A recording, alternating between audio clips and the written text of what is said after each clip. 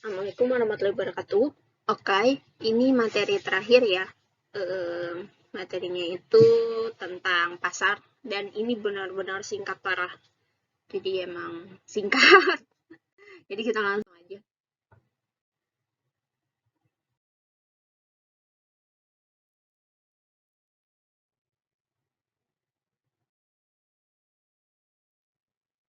Jadi ini yang akan kita pelajari ya, menjelaskan pengertian dan peran pasar, macam-macam pasar, sama bentuk pasar itu seperti apa.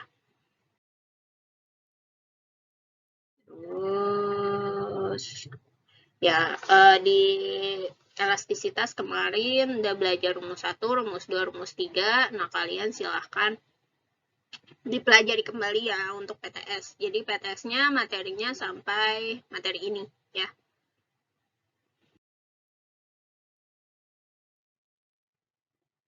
Oke. Nah, di sini saya akan memulai dengan kalian bisa lihat nih. Di sini ada 4 perusahaan yang berbeda ya. Ada perusahaan listrik negara, lalu ada perusahaan operator seluler ya. Ada di sini ada Asia udah nggak ada sih tapi sekarang ya. Mentari juga nah adanya ini Indosat ya. Lalu ada Tri, ada Axis, ada Telkomsel ya, lalu ada Excel, lalu ada M3 sama Mentari digabung jadi Indosat ya. Terus kartu as bergabung dengan Telkomsel. Nah, lalu ada perusahaan kereta ya, perusahaan kereta, lalu ada juga sabun. Nah, kalian pasti tahu kan, ya namanya PLN itu di Indonesia cuma satu. Ya kan, perusahaan listrik itu ya cuma satu, yang jual ya cuma satu, tapi pembelinya itu banyak banget, ya kan? Nah, kalau perusahaan seluler, operatornya seperti yang kalian lihat itu ada banyak ya. Tadi yang udah saya sebutin ada Telkomsel, ada Tri, ada Axis, ada Excel, ada Indosat, lalu ada lagi yang masih ada sekarang ada Smartfren ya. Nah, banyak ya. Nggak kayak listrik yang cuman penjualnya satu, tapi operator seluler itu penjualnya banyak ya. Tapi pembelinya juga banyak ya, seluruh Indonesia butuh gitu. Nah, lain halnya lagi dengan PT KAI ya. PT KAI juga yang jual satu, tapi dia pembelinya banyak juga ya. Yang memakai transportasi kereta juga banyak. Nah, lalu sama halnya dengan kalian bisa lihat di sini ada sabun ya. Sabun juga produsennya cukup banyak ya. Dan produknya itu cukup beragam. Nah, kira-kira apa sih bedanya di antara 4 perusahaan yang sudah atau 4 barang yang sudah saya jelaskan tadi? Ternyata mereka itu mempunyai perbedaan. Perbedaannya itu yang membuat akhirnya pasar mereka terbagi-bagi. Jadi karena jumlah penjual dan pembeli barang jasanya itu berbeda, itu akan mempengaruhi jenis pasar mereka gitu loh. Kayak PLN nanti pasarnya akan berbeda, lalu operator seluler itu ternyata pasarnya beda lagi loh. Lalu nanti ada ada PT KAI itu juga pasarnya beda sendiri dia sama PLN. Lalu ada sabun ya, itu juga pasarnya berbeda dengan ketiga contoh ini. Nah, pasar apa aja sih? Nah, ini ya. Nah, ini kalian bisa lihat kecil banget, mudah-mudahan kelihatan ya. Jadi sebenarnya ada dua bentuk pasar ya, ada dua. Yang pertama ada pasar persaingan sempurna dan yang kedua itu adalah pasar persaingan tidak sempurna. Nah, yang pasar persaingan monopolistik, oligopoli, monopoli, duopsoni, monopsoni, oligopsoni ini adalah pasar persaingan tidak sempurna. Ya, jadi pasar persaingan tidak sempurna tuh di breakdown lagi. Ada 5 ya, ada 5 kategori. Tapi 6 sorry. Tapi yang 3 ini, yang 3 di bawah ini sangat jarang. Jadi yang sering muncul itu adalah monopolistik, oligopoli, dan monopoli ya. Tapi ini akan tetap saya bahas, takutnya nanti kalian butuh sewaktu-waktu, entah kapan pasti butuh. Nah, oke. Kita lanjut. Kalian udah bisa lihat di sini ya perbedaan antara pasar persaingan sempurna, pasar persaingan monopolistik, oligopoli, monopoli, duopsoni, monopsoni, dan oligopsoni ya. Ini sudah sangat jelas. Di pasar persaingan sempurna jumlah penjualnya itu banyak, jumlah pembelinya juga banyak. Untuk masuk atau keluar pasarnya itu sangat mudah. Kemampuan penjual untuk menentukan harga itu sangat sulit. Kenapa dibilang sangat sulit? Karena di sini, di pasar persaingan sempurna, ketika kita mau membeli barang atau ketika penjual menjual barang, itu kita tuh sama-sama nggak bisa dibohongin, gitu loh. Jadi penjual tuh tahu harga barang itu tuh sekian, pembeli juga tahu harga barang itu tuh sekian. Jadi sama-sama tidak bisa membohongi satu sama lain, gitu ya. Contohnya gini, misalkan ada penjual di pasar jual beras itu harganya 30.000. Mahal dong, ya kan? Terus pembeli yang mau beli nanya harganya 30.000. Mahal banget. Orang harganya segini kok biasanya kan kayak gitu ya. Orang harganya segini kok saya udah lihat di mana-mana gitu. Jadi dia nggak bisa dibohongi gitu. Ketika pembeli tidak bisa dibohongi tentang harga dan penjual juga tidak bisa dibohongi tentang harga, apaan sih Bu? Orang harganya segini gitu. Pokoknya mereka sama-sama tahu tentang harga lah gitu. Jadi tidak ada yang bisa menentukan harga. Bahkan penjual pun tidak bisa matok harga. Dia padahal pengen untung banyak dengan ngasih harga 30.000, tapi karena pembelinya tahu harganya itu bukan segitu, jadi dia nggak bisa menentukan harga. Jadi menentukan harganya itu sangat sulit di pasar persaingan sempurna. Terus Bu, nanti patokan harganya dari mana? Kalau misalkan kita mau jual barang, patokan harganya dari mekanisme pasar. Jadi pasar persaingan sempurna itu kalau menentukan harga, itu dia dari mekanisme pasar. Itu yang harus kalian ingat ya.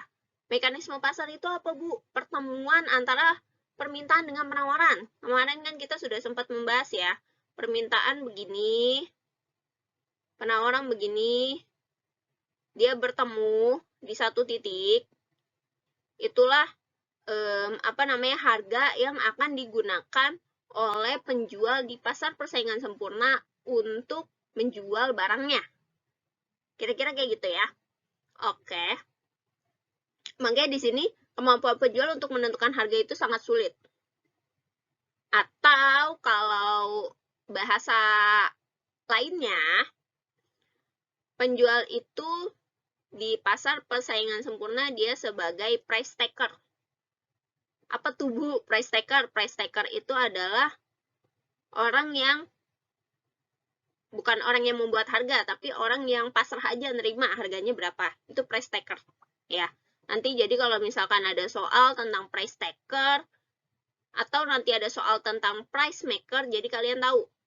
Ya, bedanya price taker dengan price maker adalah kalau price taker, kita itu sebagai penjual nggak bisa menentukan harga. Jadi kita hanya pasrah harganya berapa di pasar. Gitu loh. Kalau price maker, kita bisa menentukan harga. Itu price maker. Ya. Oke, kita lanjut ke produk yang dihasilkan. Nah, kalau di pasar persaingan sempurna, produk yang dihasilkan itu homogen atau jenisnya semuanya sama. Contoh adalah beras. Beras ya semuanya sama ya kan. Emang kita bisa bedain, beras kan warnanya putih. Ya kan, nggak ada mereknya, nggak ada apa ya kan. Beras semuanya sama, bulog.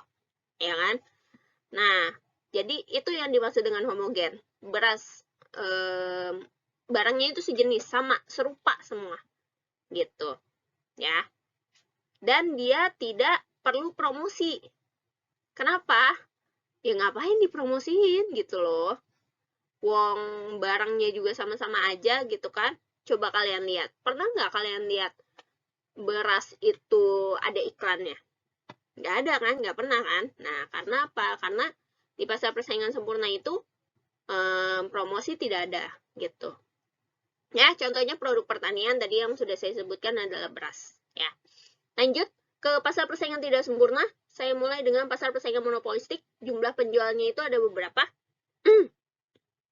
Nah, ini yang membedakan antara pasar persaingan sempurna dengan persaingan monopolistik. Kalau persaingan sempurna jumlah penjualnya tuh banyak banget. Kalian bisa lihat penjual beras itu dari ujung rumah ke ujung rumah lagi, dari ujung jalan ke ujung jalan lagi. Itu pasti berderet, ya kan? Di setiap warung itu pasti ada yang jual beras. Tapi kalau misalkan pasar persaingan monopolistik tidak seperti itu ya. Jadi yang menjual itu nggak sebanyak di pasar persaingan sempurna. Walaupun yang membeli itu banyak. Ya, contohnya kayak sabun, kayak pasta gigi, ya kan? Kalian bisa tahu sabun itu ada Dove, ada Nuvo, itu kan beda-beda produsennya ya. Tapi tidak terlalu banyak, nggak banyak banget lah. Tapi dia lebih dari 10.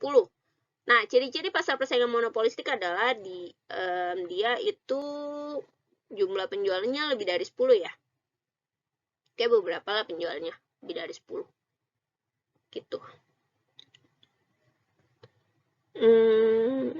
Oke, jumlah pembelinya cukup banyak. Untuk masuk dan keluarnya itu agak mudah. Oh, masuk dan keluar itu namanya barriers to entry ya. Nanti di soal ada barriers to entry, kalian bingung lagi. Barriers to entry itu adalah cara untuk masuk atau keluar pasar. Ya, masuk atau keluar pasarnya itu agak mudah. Kenapa? Karena tidak semua orang bisa bikin sabun, tidak semua orang bisa bikin pasta gigi, ya kan? Jadi, ya cuma beberapa orang doang, tapi tetap bahan bakunya tuh gampang. Jadi kalau misalkan kita mau bikin sabun atau bikin pasta gigi itu lumayan mudah ya. Tapi tidak semudah di pasar persaingan sempurna. Kalau beras itu kan kita bisa beli dari mana aja ya. Beli dari mana aja terus langsung dijual itu gampang. Ya, jadi berbeda. Lalu kemampuan penjual untuk menentukan harga sulit. Kenapa sulit? Karena pesaingnya banyak. Pesaingnya beberapa. Ya, tapi itu kan banyak. Jadi kalau misalkan sabun, kalau kalian lihat harga sabun itu kan pasti harganya tipis-tipis ya kan, paling 100 bedanya atau 200, mana ada sih yang beda sampai 5.000, itu nggak ada. Kalau sabunnya nggak benar-benar bagus banget gitu. Ya, karena apa? Karena kalau misalkan harganya terlalu tinggi, maka pembeli atau kita sebagai pembeli pasti akan beralih ke barang yang lain, ya kan? Jadi menentukan harganya itu sulit gitu. Tapi tetap tidak sesulit di pasar persaingan sempurna ya. Nah, barangnya terdiferensiasi. Maksudnya apa nih, Bu? Barangnya terdiferensiasi. Maksudnya adalah barangnya itu tuh banyak jenisnya. Kayak sabun, kayak tadi aku contohin ya, ada Dove, ada Nuvo, ada Shinzui, ada apalagi Gift, dan masih banyak lagi ya. Jadi ada mereknya. Nah, itu pasar persaingan monopolistik. Nah, bedanya dengan pasar persaingan sempurna adalah kalau dia homogen, nggak ada mereknya. Beras mana ada sih mereknya, ya kan? Nah, kalau pasar persaingan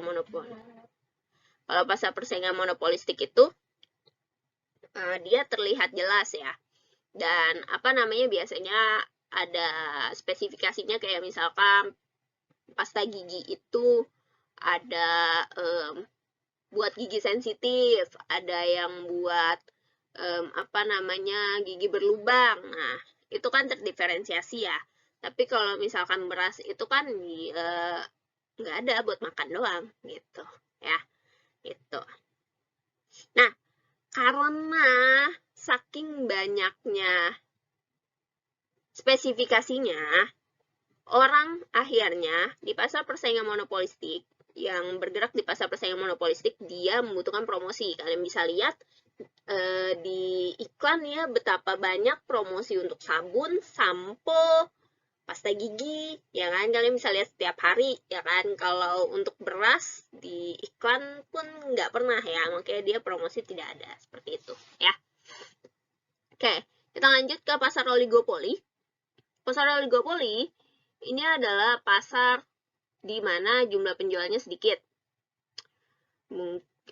Dan jumlah pembelinya tetap banyak. Untuk masuk keluar pasarnya itu cukup sulit. Kenapa? Karena ya bisa terlihat dari jumlah penjualnya ya. Jadi untuk barriers to entry itu kalian bisa lihat dari jumlah penjual. Kalau semakin sedikit jumlah penjualnya, maka semakin sulitlah dia bersaing di pasar. Atau masuk ke pasar itu semakin sulit gitu. Nah, karena penjualnya sedikit, maka pesaingnya kan sedikit ya kan. Jadi kita agak mudah untuk menentukan harga nih. Ya kan biasanya kalau misalkan semakin sedikit pesaing kan berarti untuk menentukan harga itu akan jauh lebih mudah karena kan kita tidak perlu mikirin pesaing ya kan. Kalau misalkan pesaingnya tidak terlalu banyak gitu. Asalkan produk kita beda juga pasti dibeli ya.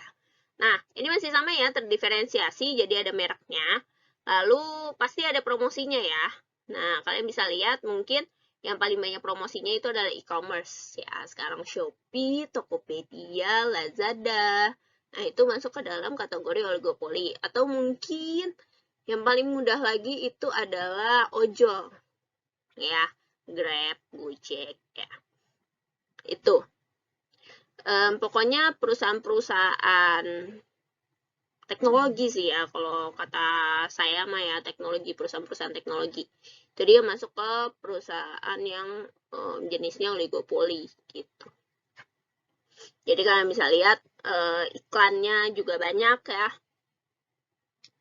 Dan kan kalau misalkan kita mau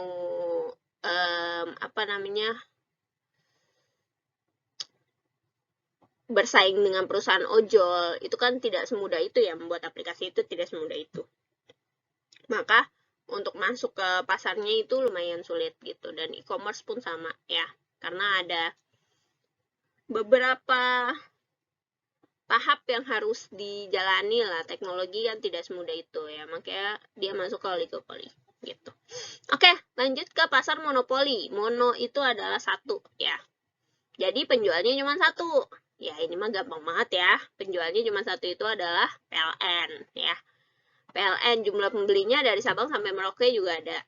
Lalu untuk masuk keluarnya sangat sulit. Kenapa? Iya, kalau misalkan gampang nggak mungkin yang jual itu cuma satu. Ya kan? Pasti yang jual itu banyak.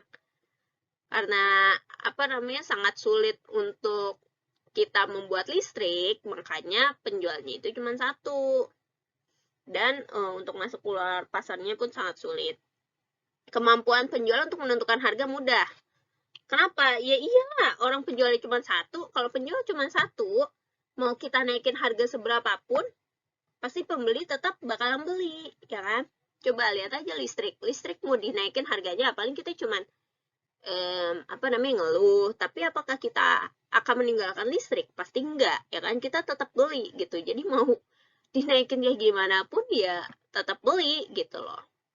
Nah, di sini produk yang dihasilkan itu unik. Kenapa sih dibilang unik? Karena dia itu hampir nggak ada barang penggantinya ya, jadi dibilang unik gitu. Dan promosinya jelas nggak ada ya. Ngapain promosi, orang pembeli juga udah datang sendiri ke kita ya gitu. Nah, contohnya itu adalah PLN. Lanjut, Duopsoni. Duopsoni itu penjualnya itu banyak, tapi pembelinya itu cuma 2. Gitu ya. Jadi pembelinya lumayan nih banyak. Tapi penjualnya lumayan banyak, tapi yang beli itu cuma 2 atau 1 gitu. Contohnya itu adalah pasar tenaga kerja ya. Jadi tenaga kerja itu kan banyak ya. Tapi yang beli itu kan perusahaan ya. Kalau tenaga kerja tuh yang beli cuma perusahaan gitu. Jadi yang pembelinya cuma 2. Untuk masuk keluarnya cukup mudah. Kenapa? Karena kan penjualnya banyak ya. Kalau penjualnya banyak ya berarti masuk keluarnya mudah ya. Lalu kemampuan penjual menentukan harga cukup sulit. Kenapa? Karena kan ya jumlah tenaga kerja lebih banyak dari yang membutuhkan gitu loh. Jadi menentukan harganya cukup sulit ya. Kita menawar harga dengan kemampuan kita, tapi kamu bisa ngasilin apa gitu loh. Dan produk yang dihasilkan terdiferensiasi ya jelas. Karena kan tiap tenaga kerja itu punya spesifikasi yang beda-beda gitu. Promosi ya nggak ada lah ya. Promosi itu nggak ada. Lanjut ke monopsoni.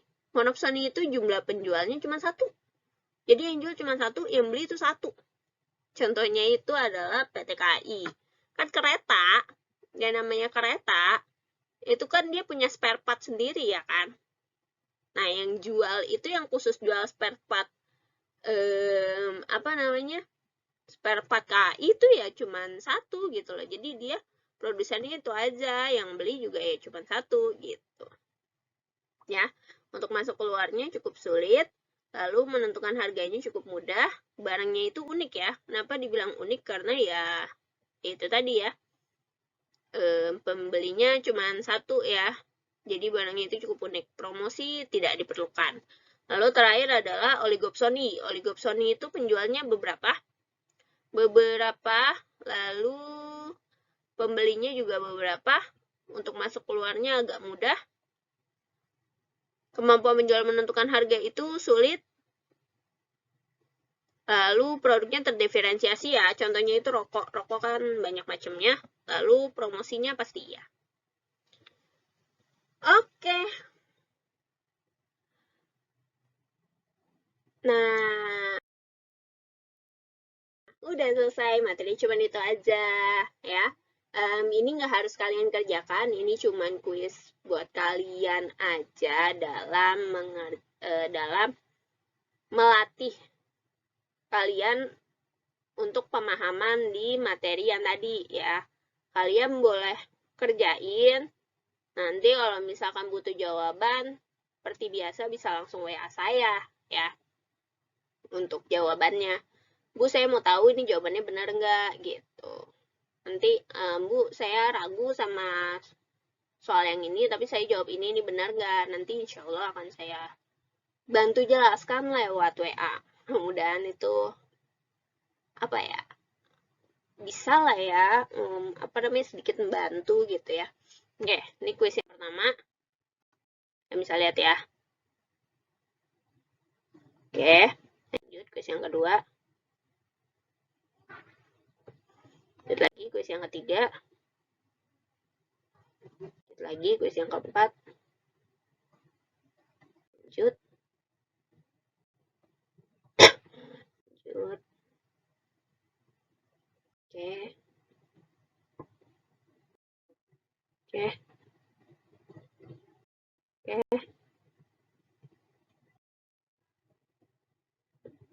Oke. Saya rasa cukup sekian dari saya. Jadi itu materi untuk PTS ya, dari mulai kita belajar tentang keseimbangan pasar, permintaan penawaran, sampai terakhir ini ya, pasar. Itu yang akan keluar untuk PTS, silakan dipelajari. Setelah PTS, kita akan memulai untuk presentasi ya. Jadi persiapkan yang maju paling pertama untuk presentasi nanti di kelas ya. Oke, cukup sekian dari saya. Kurang lebihnya mohon maaf. Wassalamualaikum warahmatullahi wabarakatuh.